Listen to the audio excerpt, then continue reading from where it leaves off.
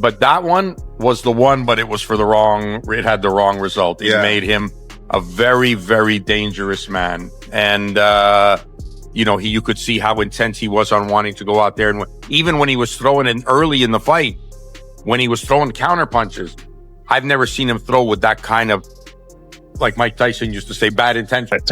Any kind of success or any kind of result, especially after that performance. Usyk's getting better and better. He just improves every time he fights. And now he's bigger and thicker set, 20 pound heavier tonight than what he was when he beat Usyk. In his recent training videos, Usyk looks amazing unlike any other fighter. His training is very different and sharpens his vision to an extreme level.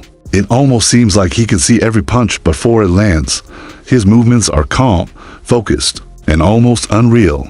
This special way of training is why he's so hard to hit and why no opponent finds it easy to break him in the ring.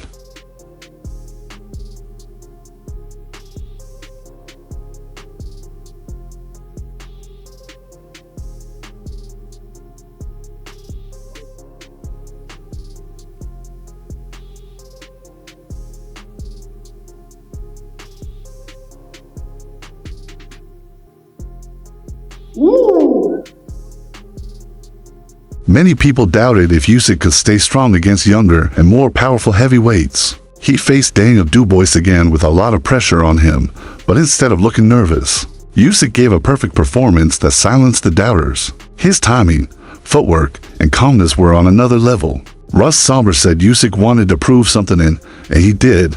He controlled the fight, broke down Dubois with precision, and showed the world his skills are still elite.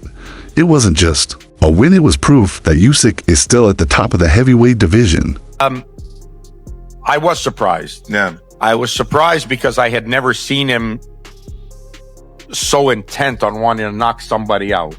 It's the quickest knockout he scored, I think, in his professional career. Yes, even at cruiserweight. Yeah, I'd have to look to be sure, but it's the quickest knockout he scored. He was a man on a mission. He was really personally hurt and offended by the remarks made by Team Dubois, by George Fox, Don Charles' son, by Don himself. I think the straw that broke the camel's back was questioning Usyk's faith. Yes. Now you could question a lot. You question his skill, question boxing, or whatever you want. Questioning his faith, bro. Yeah. That was something that really hit a chord, and you don't often, Tyson Fury couldn't get to he tried every hand game in the book. But that one was the one, but it was for the wrong, it had the wrong result. It made him a very, very dangerous man. And, you could see how intense he was on wanting to go out there. And even when he was throwing in early in the fight, when he was throwing counter punches, I've never seen him throw with that kind of, like Mike Tyson used to say, bad intentions. Yeah, bad intentions, yeah. He was throwing with bad intentions, yeah. Usyk's greatness isn't only about boxing.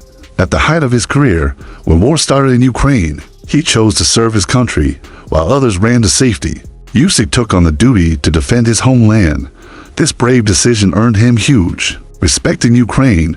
It showed that he's not only a champion in the ring, but also a proud patriot. Some British fighters and fans used to overlook him, but now the whole world sees him as a once-in-a-generation fighter. He didn't ask for respect, he earned it with both his skills and his heart. Usyk's involvement in the war began when he enlisted in the Ukrainian Territorial Defense Forces after the Russian invasion. His decision to fight for Ukraine has had a profound impact on the country, making him a symbol of hope and resistance. Usyk's presence on the front lines has boosted the morale of the Ukrainian military and civilian population alike. So this man kept his heavyweight championship, continued to be heavyweight champion, no losses, nothing on his record, and still went and defended his country during war. Given that, you gotta give him the greatest heavyweight fighter of all time. His accolades inside the ring match it. But now that I find this out that the man was in the front line, and they said that even after the Fury fight, he was keeping in contact with the soldiers, and he was, boosting the morale and boosting his countrymen and raising money for the war, regardless of the politics, whether the war should be going on or not and who should be killing who, it don't matter. The man went to war. Carl Froch openly praised Usyk's rise. With every fight, Usyk gets better, stronger, smarter, and more refined. Froch said Joseph Parker wouldn't be a real challenge because of his past losses and weaknesses, especially compared to Usyk. Froch even said Usyk could think about retiring now because he's already done so much. He's won titles in multiple divisions, defended them, and proved he's the best of this era. Fighting someone like Moses wouldn't add anything to his legacy. Froch's opinion is one that many people agree with. Usyk has nothing left to prove. Heavier tonight than what it was when he beat Fury, which I said earlier. He just looks like a big, solid heavyweight, big, solid, dangerous heavyweight, but I'd like to see him retire. He's 38 years old. Eventually, it's going to catch up with him, the age, and there's nothing left to do. He's made an absolute fortune, and he don't need it anymore. He's done it. He's clocked it. He's completed it. It's like he's got the cheat code, and it's like it's not fair on everybody else. So I'd like to see Usyk retire. Let me know in the comments who you'd like to see him fight next. Somebody like Moses Atoma, I just don't think is going to be ready. I think if you're managing Moses, you need to take your time with him. You can't be chucking him in there. People say, yeah, chuck him in there with him, fight him, see how he goes. If he gets beat, he's lost to Usyk. But it could destroy his soul. It could take away that young, promising prospect that Atoma is. He could have a good future. And to fight somebody like Usyk now, if he got wiped out and got disheartened, it could be the end of his career. So I just think Usyk now, really, nobody can say anything to Usyk if he retires now after that win. He's done everything there is to do. Fury twice, AJ twice, now Dubois twice. There's nobody else left to beat. He's done it. Usyk should just hang the gloves up. He's been a fantastic addition to the heavyweight division since coming up from cruiserweight. He's been absolutely brilliant. And what he did tonight against Dubois was nothing short of just... It made it look easy, and I don't want to disrespect Daniel Dubois, but it just made it look easy. And he does make rounds look easier than whoever is in with. Whether he's in with Tyson Fury, whether he's in with AJ, he makes it look easy. Some say Joseph Parker could be Usyk's next opponent, but most fans don't see it as a real test. They think it would be a mismatch because of their styles and experience. Oladipo suggested a second fight with Derek Chisora for competition, but for entertainment. Chisora always turns a fight into a show with his wild style and energy. It could bring attention, but from a serious boxing view, neither Parker nor Chisora seems like a big challenge for Usyk right now. Then, well, here it is. Here's your world title shot. You're going to fight for a world title, right? But if you're Joseph Parker, and I spoke to Andy Lee, it isn't just a case of fighting for a world title. You want to fight the number one for the world title, and that guy is Oleksandr Usyk. So, there must be loads of conversations going on right now. Loads of conversations. I did say this the other day, and I don't know, sometimes I'm like, when I was in the ring and I was interviewing Oleksandr Usyk, I was desperate because of my love for Joseph Parker. I was desperate for Joseph Parker to get... I know he got in the ring after, but I'm talking about on the zone. So whilst everyone is still in the stadium and everyone's still tuned in, I was desperate for him to kind of just jump in the ring. I was desperate for him to do it. Chisora was trying to do. So Chisora knows how to play the game. And as much as people are like, what's Chisora doing? Chisora won't get the fight, but that's kind of what you got to do. And I know people are like, well, 1 second, it's not like that. It's ranking. Well, no, it's not though, is it? Because again, Oleksandr Usyk can vacate the belt. He can say no. You have to kind of do what Daniel Dubois did last time.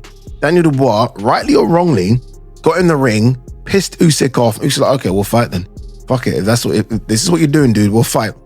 And I felt like there was a time where I wanted Joseph Parker to almost nudge me. And I'm telling you now, we're kind of told not to give the mic. I don't know if you see, I always hold onto the mic. I would have given Joseph Parker the mic. And I would like Joseph Parker because there's a mean side to Joseph Parker. I think everyone sees the friendly side. I've seen the mean side. And I wanted Joseph Parker to say, I want my shot. You've been ducking me. All these things might not be true, but do it. Sell it. The crowd would have gone a bit wild, right? Because I think a lot of the crowd want Joseph Parker to get his shot. That's not what happened. And all of a sudden, you're seeing Jake Paul in the ring doing a face-off. You're seeing all these, and I'm like, where's Joseph Parker? Where are you, Joseph? Some fans have started comparing Usyk to Muhammad Ali, even though their styles are different. They both show the same kind of greatness. They don't just fight with talent, they use their brains. They confuse their opponents with movement, timing, and smart tricks. Usyk's ability to read a fight and break down his opponent is like what made Oli a legend. This comparison isn't about fame or records, it's about how they turned boxing into an art. It shows how deeply Usyk is respected in this era. Interesting heavyweight division, guys. Let me know what you guys think. Let me know what you guys thought of Usyk's performance, where he ranks in the all-time list. I know, everybody was big into their nostalgia, but remember, Soviets were not turning pro until the 90s, and I think that makes a big difference. That's another thing. Heavyweights are bigger. Lefties are more common now, and also the Soviet era of fighters did not start turning pro until the 90s. So the old days, they didn't have to deal with those guys. So a lot of things that also favor Usyk being a GOAT. But of course, man, it's hard to pick against Ali being the GOAT. Roy Jones Jr. said he was honestly surprised by how easily Usyk beat Daniel Dubois. Dubois is known for being strong and powerful, but Roy said his plan was too simple to beat someone as smart and skilled as Usyk. According to Roy, power isn't enough to beat Usyk. A heavyweight needs intelligence and the ability to adapt. Usyk studies his opponents like a chess master. He watches every small move and uses it against them with perfect timing. Roy said that unless a fighter has a near-perfect plan, they can't survive in the ring with Usyk. His point is clear: Usyk's true strength is not just in his fists, but in his mind. That's why top boxing experts are amazed when they watch him fight. Oleksandr Usyk, what did you make of his display against Daniel Dubois last Saturday? It was something else, wasn't it? Yeah, I mean, it was, but it was nothing less than I expected, because if you make a guy quit with a jab, Spencer, you know this, if you make a guy quit with a jab, how is that guy ever going to beat you? You understand me? I mean, that's just what the real facts are. Not that the kid had got a little bit better. He got a little more confidence because he had a win over Joshua, which was good, but confidence is just not enough to beat a guy like Usyk. You got to have some technique. You got to have some grit. You can't lose to him with a jab and think you're going to beat him. That's not going to work. Well, you was a smaller guy that went up and won the world heavyweight title, one of the only ones to do that from middleweight up to heavyweight. How does someone beat Oleksandr Usyk? Is it the smaller guy? Is it the guy that's coming up in the weight divisions, as opposed to the bigger heavyweights? No, the bigger guys could beat him, just got to have the right fight plan. None of these guys fighting with the right fight plan. And I'm not going to tell them the right fight plan because that's not my job to do. But you got to have the right fight plan to fight Usyk. If you don't have the right fight plan, he's going to destroy you. What really sets Usyk apart is his mindset. Even as a world champion, he stays humble. He never goes into a fight thinking it will be easy. He trains hard and takes every opponent seriously. That respect keeps him sharp, while others get overconfident. After success, Usyk stays disciplined. His pride is in the work, not the result. That's why he performs so well no matter who he fights. What are the dangers that Daniel Dubois brings to you this time?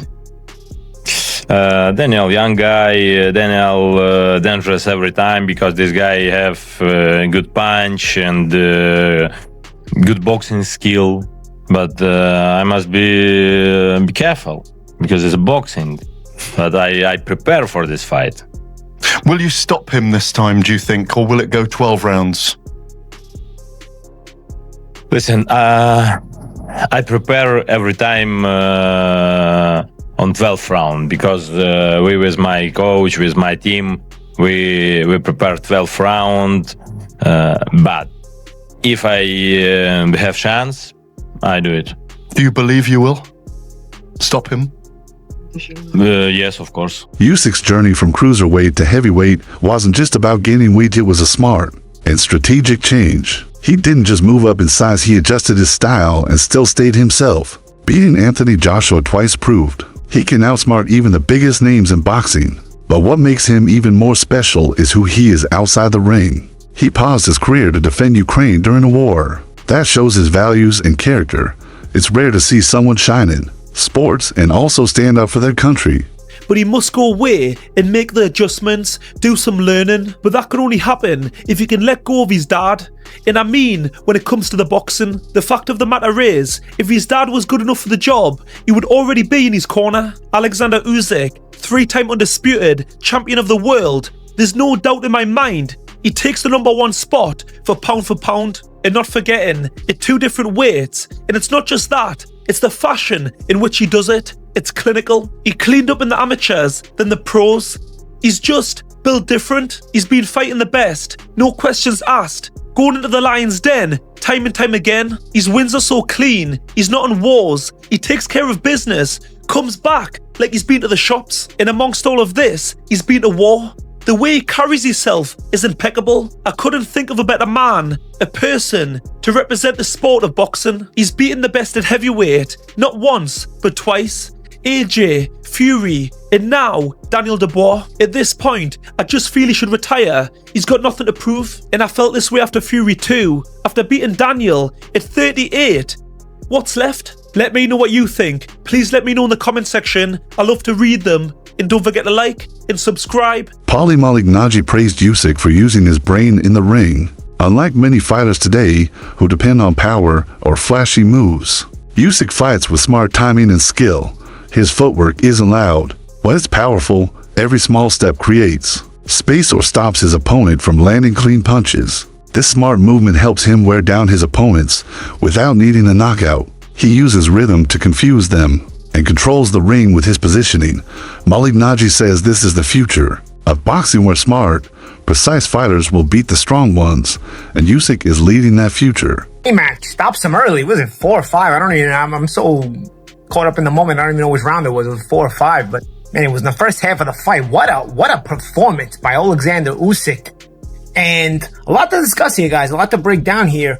First off, Dubois much more successful in the first fight than the second fight. Was the wet ring, did the wet ring have anything to do with it? I saw in the post-fight interview, Dubois was asked about why he couldn't land his jab. What do you guys think? Was obviously Usyk's going to make some adjustments. I think the adjustments are going to be made in rematches, but did the wet ring, because I thought the wet ring had a big part to do with why Usyk had some trouble in that first fight. And a wet ring hurts footwork guys more. I was a footwork guy. I've worked out sometimes in wet rings. It's frustrating. I've actually thrown temper tantrums in gyms over rings being too wet. So back in the day, not now. But what I'm saying is, to fight in a wet ring, that had to have some effect on Usyk and his footwork, because he's a footwork guy. And tonight you just saw his footwork was stupendous, magnificent. Dubois tried to come out pressuring. But, and what he tries to do, he tries to create that panic in you because he's a puncher. So he tries to create that panic to where you start moving too much. And especially at an older Usyk, maybe he'll get tired out by moving too much. But Usyk keeps his steps, his moves so short, so tight. And because they're short and tight, they're not burning a lot of energy, number one.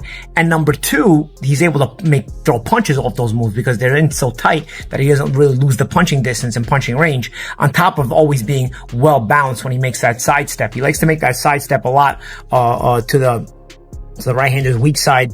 And, he was doing that very, very well tonight. A lot of times he'll make that sidestep without punching. A lot of times he'll sidestep as he's throwing the left hand. Then he varies the left hand with a straight shot around the side. I think that's a really sneaky shot against opposing stances. I used to like to use it against southpaws as well. That wide right hand against southpaws. Obviously, the southpaw will like to use it against right-handers. Sometimes that wide left hand. Sometimes people say, "Oh, throw straight right hand against a southpaw." For a southpaw, throw straight left hand against a right-hander. But if you mix them and sometimes throw it wide, obviously calculating your distances correctly, it can have a lot of effect, and also it can prevent the opponent from getting not just a timing, but also a anticipation for your backhand punches, because sometimes they're coming straight and sometimes they're coming in from around the side. And I think Usyk really masters that very well. If that was a punch, actually Pacquiao knocked out Hatton